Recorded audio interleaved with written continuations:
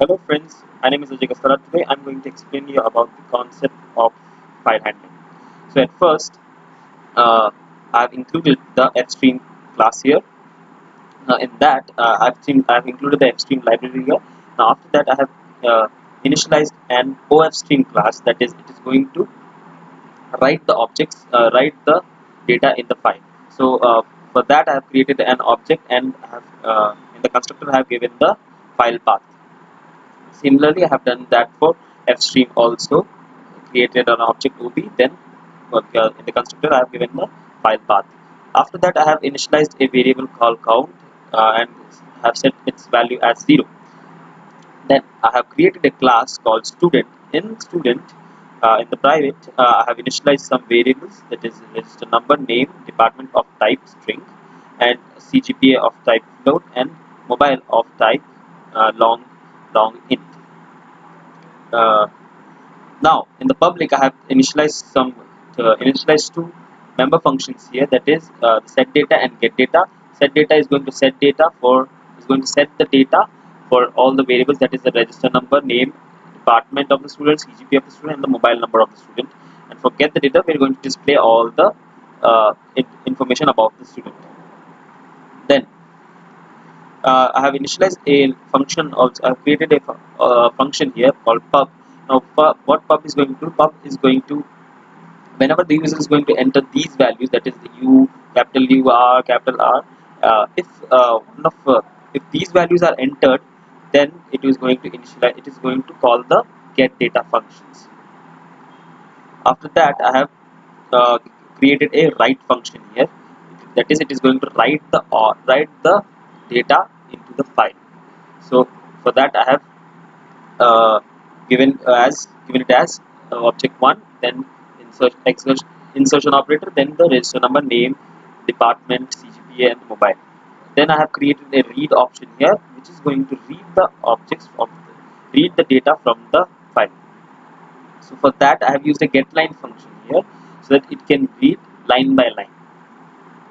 Now, coming to the main functions, I'm going to ask the user to enter the number of students detail that is to be entered, and I'm going to store that value in a variable n. Then I'm going to I have initialized an array of objects here. So the number of objects, the number of students that the user is going to enter, it will make the array of objects. And to that for that we have initialized, for each object we have initialized set the data, so that the user can enter the information about each student. Now, so then after that, for that data we are going to write that into the file. So we have to write that into the file, right? So for that we have initialized write function also, and it is going to iterate the number of n students. After that, we are using a seek function here, so that it can be initialized to the beginning of the file. In CP, the pointer will be initialized to the beginning of the file.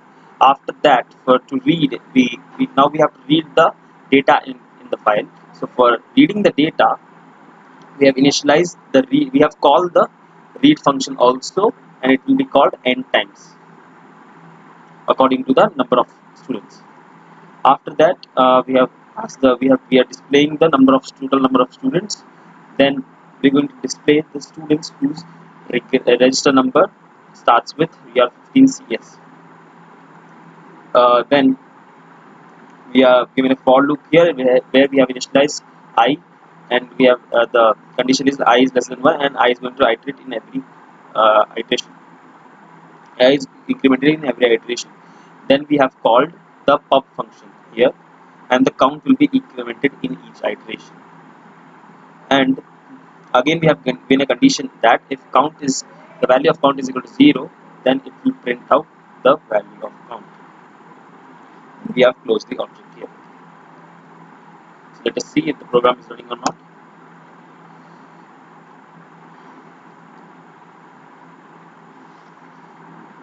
Number of students, that is 2,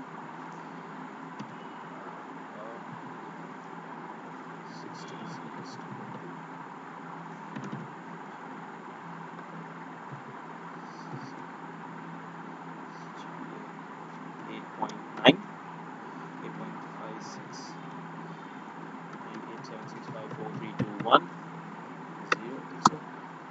we are going to enter the details of the second student. Who are 50, let us say it is 50. CS 22, then Ajay. Okay, department is CSC, his GPA is 0.68, yes. Now we have entered all the details. So now this uh, students, the number of total number of students is 2, and students whose register number starts with 15, you are 15, CS is 1. Now let us see if the file is there or not. So let's check.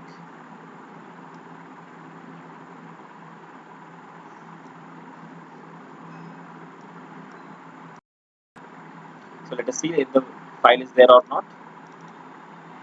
There you go. There's the file, and that the data is U16, and it has been displayed in the format that is given in the experiment. So the program is running successfully, and the output is verified. Thank you.